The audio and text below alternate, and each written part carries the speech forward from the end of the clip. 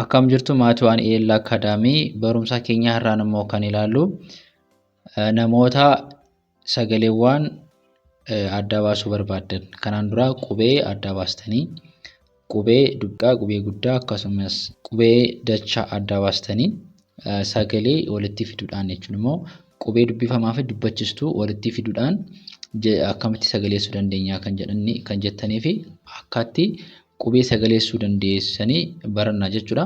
Amma har'a akkuma ilaaltee gubbaa kanarratti kan jiranii maalidha? Qubee dubbachistuu. Qubee dubbachistuu shanan jiru.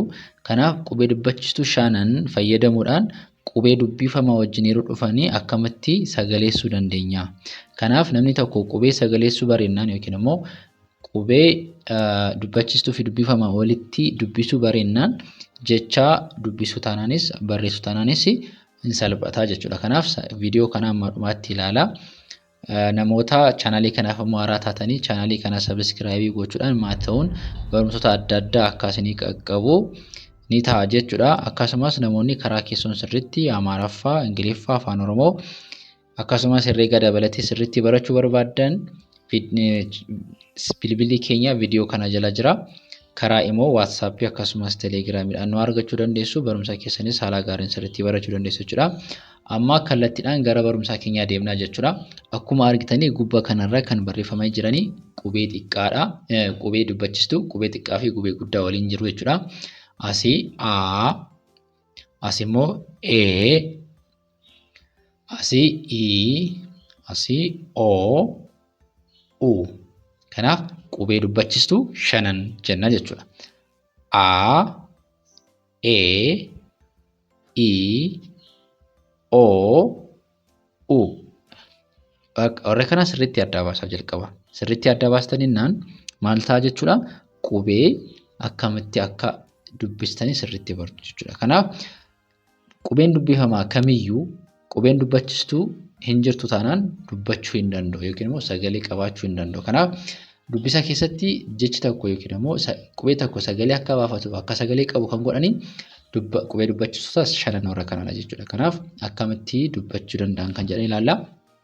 Kanaan duree qubee baa jalqabee amma faatti ilaalaa turre. Har'a immoo qubee gaa, qubee dubbifamaa gaa jalqabee kan jiran ilaallaa jechuudha. Akkamitti akka sagaleeffaman jechuudha. Kanaaf asitti amma gaa barreessinu. Gaa. Qubee gaa barreessinuti. Gaa guddaa barreessine. Amma kun qofa isaatti maal ta'uu hin danda'u? Sagaleessuu hin dandeenyu. Qofa isaatti sagaleessuu hin danda'u. Kanaaf maal gochuu qabna jechuudha?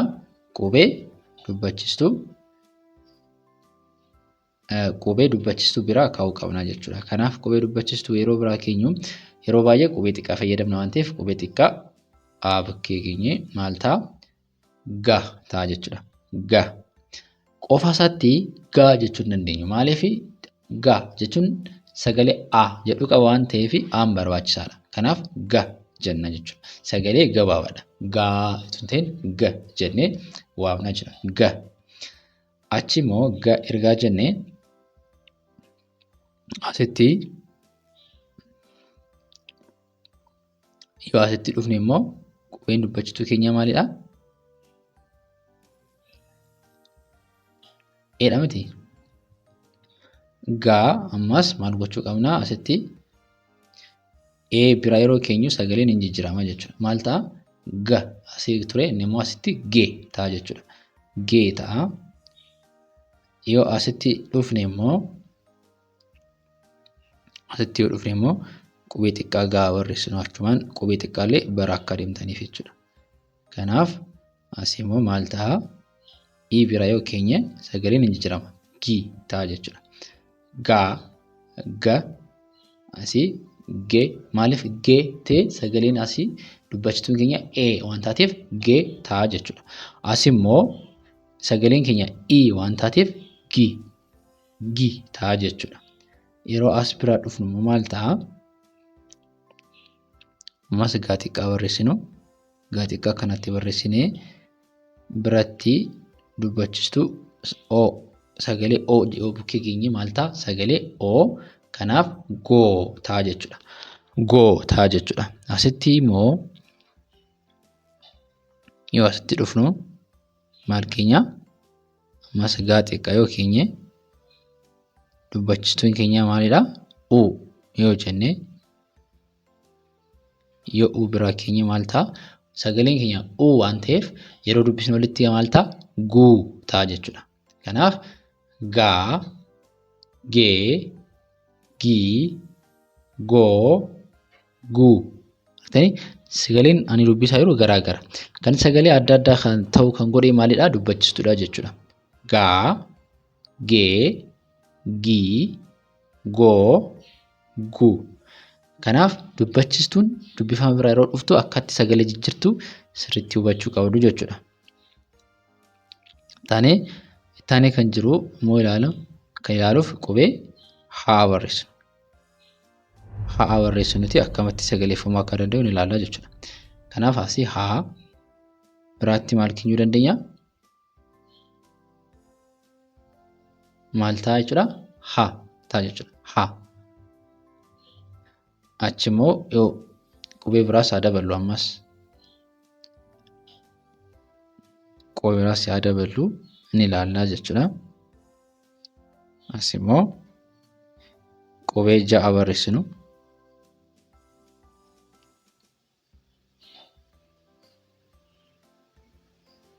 Ja. Kanaaf ja kan sagalee ja kan ta'u kana akka barreeffamu kan godhe dubbachistuu isha kanaadha jechuudha. Dubbachistuu kamii?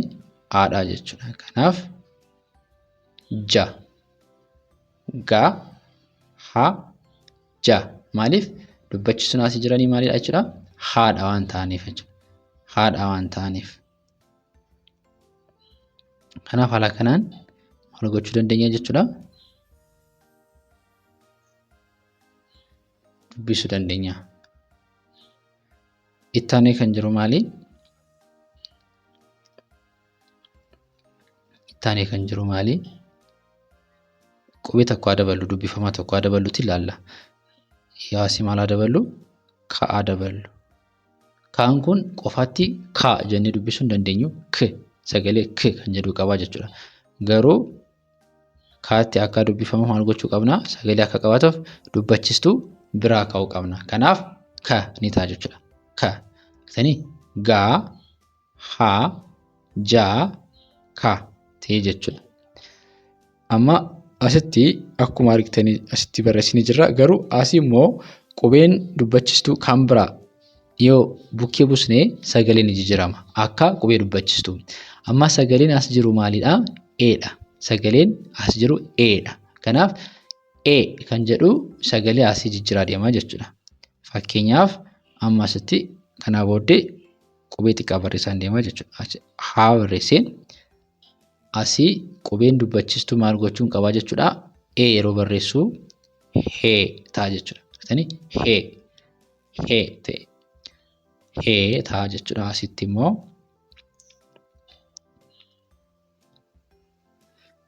jaa maalin barreessaa? Jaa xiqqaa barreesseeni dubbachistuu maal gochuun qaba? Yeroo barreessuu dubbachistuu een barreessa jechuudha bukkeetti. Kanaaf yeroo barreessu maal ta'e? Jee. Jee ni ta'a jechuudha. Jee. Asitti immoo kaa barreessini ammas maalin kaa'uu qaba?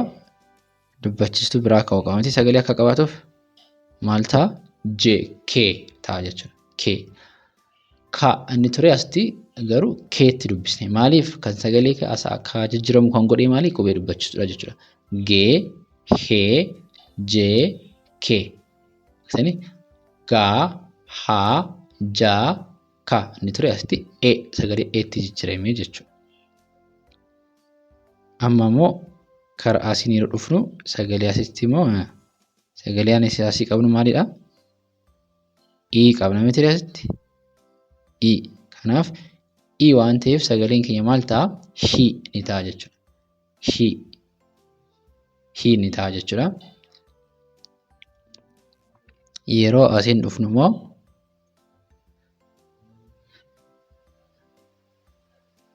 ja yeroo barreessinu asitti maal ta'a jechuudha.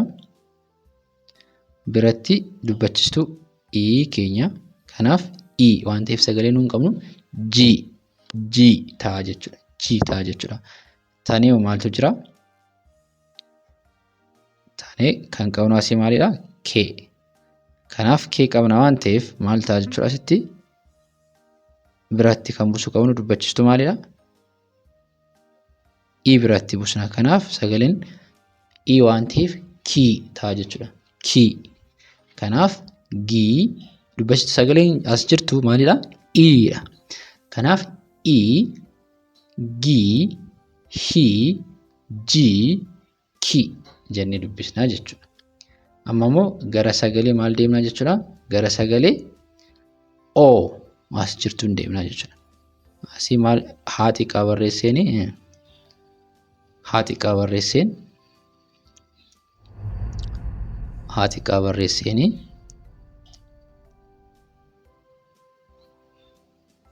xiqqaa barreesseen sagaleen nuun qabnu maali? Oodha mitire? Kanaaf hoo ta'a jechuudha. Hoo ta'a. Hoo ta'a jechuudha. Asii jaa xiqqaan barreessaa. Jaa xiqqaa barreesseen sagalee ani qabu oodha. Kanaaf oo waan ta'eef maal ta'a? Joo ta'a jechuudha. Joo. Asii sagalee ani qabu maalidha? Qubeen ani qabu asii kaa barreessaa. Kaa barreesseen dubbachisi koo maalidha? Oodha. Kanaaf maal ta'a jechuudha? Oo waan ta'eef sagaleen ani qabu koo ta'a jechuudha. Koo ta'a jechuudha. Asii gubbaa irratti kan jiru qubeen dubbachistuu uudha mitire? Uu waan ta'eef asii waan ta'eef sagaleen dubbifamaa qubeen dubbifamaa kamiyyuu sagalee dubbachistuudhaan kan maal ta'u kan barreeffamu. Kanaaf asii hoo inni ture asitti garuu huu ta'a. Uu waan ta'eef sagalee ani qabu huu ta'a jechuudha. Huu ta'a. Ittaanee jaa barreeffadheen dubbachistuu koo fuudha. Kanaaf uu waan ta'eef maalan jedhaa yeroo dubbisu walitti juu uu sagaleen jirtu uu waan ta'eef juu ta'a jechuudha. Juu ta'a jechuudha. Asii maaliin qabaa? Qubee kaan qabaa. Qubee kaan qabaa. Kanaaf asitti dubbachistuun koo uudha. Kanaaf maal ta'a? Kuu ta'a jechuudha. Kuu. Amma asitti sagaleen as qabnu akkuma jirutti maalidha? Aadha. Kanaaf gaa, haa, jaa, kaa jenna. Asii sagalee qabnu dubbachistuun keenya eedha. Asii aanni ture gara gee, hee, jee, kee itti jijjiirama. Asii nuun sagalee qabnu iidha. Gii, hii, jii, kii ni ta'a jechuudha. Kii ni ta'a jechuudha. Kan biraa immoo asii nuun sagalee qabnu asii oodha miti. Kanaaf goo, hoo, joo, koo ta'a jechuudha. Asii immoo nuun sagalee qabnu maalidha? Uudha. Kanaaf waan ta'eef maal ta'a jechuudha? Guu, huu, juu, kuu ta'a jechuudha. Haala kanaan maal ta'a? Haala kanaan dubbifamuu danda'a jechuudha. Haala kanaan dubbifamuu danda'a. Kanaaf amma maaltu kan biraa maaltu jira yoo jenne amma kun dubbachistuun tokko dubbifama biraatti dhufteenaan sagalee gabaabaadha. Garuu sagalee dheeraa immoo kan jedhamu jira. Kanaaf maal goonaa jechuudha? Lama gochuu qabna sagalee dheeraa yeroo ta'u. Fakkeenyaaf asii ga ture amma inni kun gatti dubbisna. Ga sagalee gabaabaadha. Gaa jechuu fi a biraatti buusuu qabna. Gaa. Kanaas dheeressinee maal goonaa? Haa. Kanaas yeroo dheeratu jaa lama yeroo ta'u. Kunis yeroo dheeratu maal ta'a? Kaa haala kanaan jechuudha.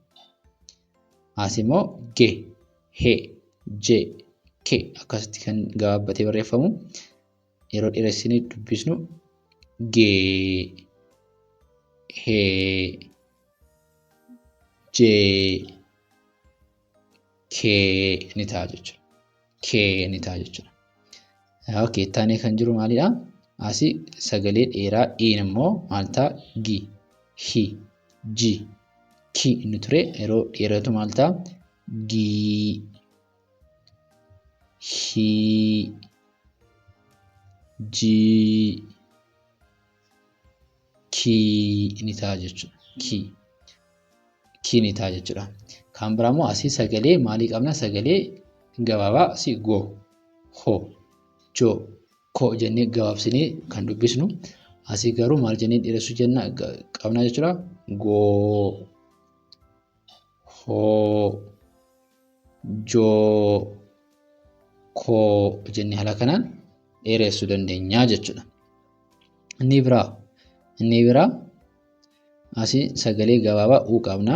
Guu, huu, juu, ku. Inni isa gabaabsinee barreessinu maal gochuu qabna asitti? Tokko daballaaf maal ta'a? Guu, huu, juu, asii kuu ta'a jechuudha. Kanaaf sagalee gabaabaan maal qabaa? Dubbachiistuu tokko qaba. Sagalee dheeraan immoo dubbachiistuu lama qaba jechuudha. Kanaaf sagaleen dubbachiistuuf dubbifama haala kanaan sagaleeffamuu danda'u jechuudha. Amma dhumaatti hordoftaninnaan bu'aa guddaa argattanii abdata. Kanaaf barumsa barbaaddan illee barachuu barbaaddan afaan Oromoo, Ingiliffaa, Herreegaa akkasumas Amaaraffaa dabalatee karaa keessan barachuu dandeessu. Bilbilli keenya viidiyoo kana jala jira. Karaa immoo WhatsApp, Telegram nu argachuu dandeessu.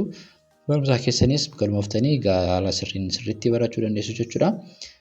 Viidiyoo keenya har'a kana fakkaataa ture. Viidiyoo biraan amma walitti deebinu nagaan tura.